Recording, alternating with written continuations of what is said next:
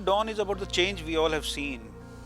Namaste, I am T. Narayan, and I am here to share a personal story about the new dawn that changed my life. Yes, as a photographer, I am talking about the pandemic which we all are going through. Well, it has been a very tough because I need to go out, shoot, get into the pandemic, show people, create a kind of awareness what exactly is happening. In the first wave, it was about the lockdown, it was about the migrants walking miles and miles back to their villages, as due to lockdown there were no transport, nothing was moving. Only thing that was moving were the migrants. They were in lakhs, walking miles to their homes back home, covered all these kind of stuff, walked along with them for miles, to get into the depth what exactly was making them move. The fear of pandemic was making them move, and which I wanted to document and bring out and show people and create an awareness among them what exactly is happening. How can we help them? This is why when the images started rolling out of migrants walking, they have nothing, they were sleeping right on the roads. In 2 days, people were so aware that they were out distributing food. Every nook and corner, people were serving food to all the migrants, packets.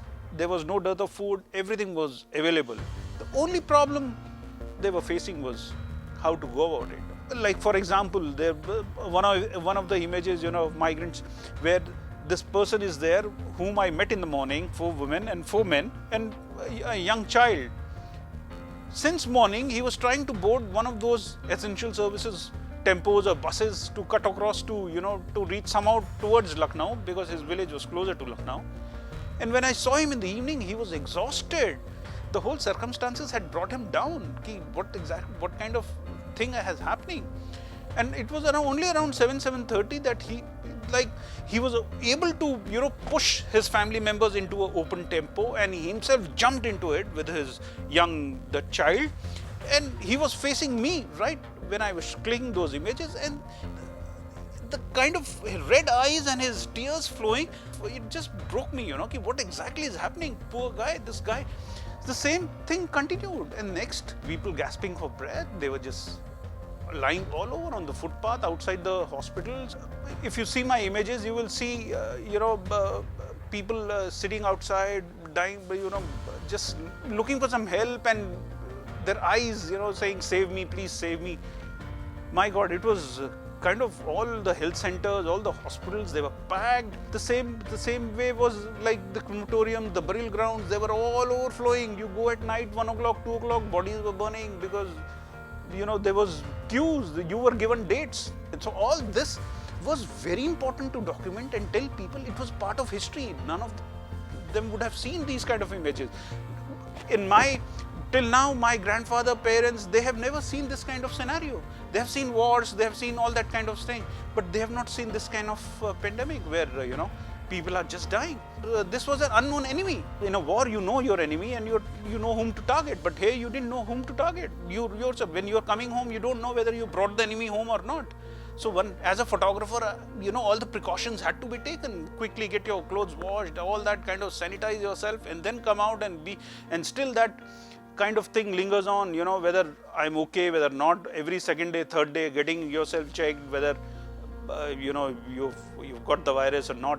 When I was covering the crematoriums, my God, there were no relatives or anybody to cremate the thing, but there were certain do-gooders, volunteers who were coming forward, who were encouraging people, that you wear your sanitized suits and all that kind of stuff and come forward. One of the images you will see this guy in central Delhi, a burial house, Shamim.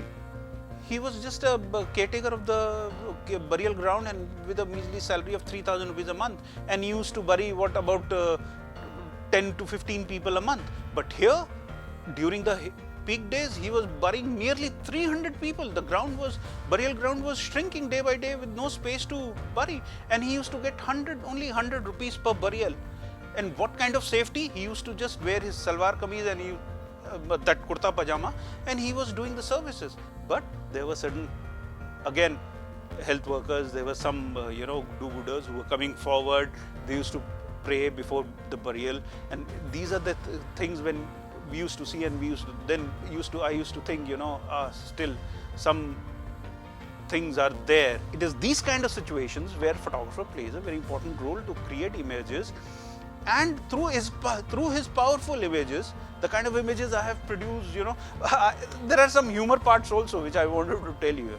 This health worker puts a swab in the nasal, and she's talking to someone, and this guy is just sitting with a swab in his nasal, and it hurts when it is deep inside, and she's talking to her friend for some 20 seconds. It was such a hilarious, and everybody is looking and laughing at what she's doing.